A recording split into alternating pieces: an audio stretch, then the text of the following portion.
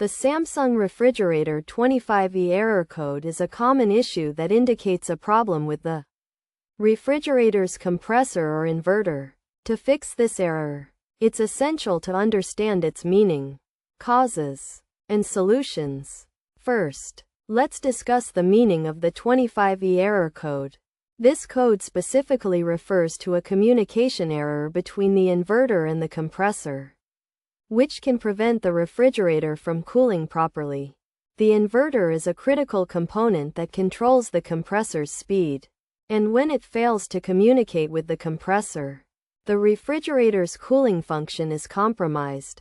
The causes of the 25E error code can vary, but common issues include faulty wiring, a malfunctioning inverter, or a faulty compressor. Other causes can include a power surge, overheating, or a software glitch. To diagnose the issue, it's crucial to check the wiring and connections between the inverter and the compressor. If the wiring is damaged or loose, it can cause the error code to appear. To fix the 25E error code, start by unplugging the refrigerator and checking the wiring and connections.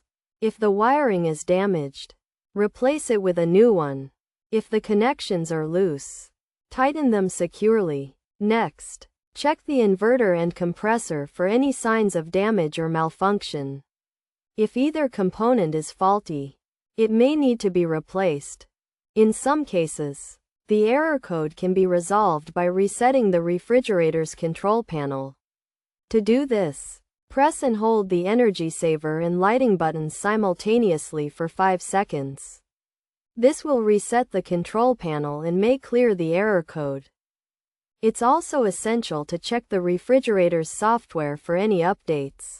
Outdated software can cause communication errors between the inverter and the compressor, leading to the 25E error code.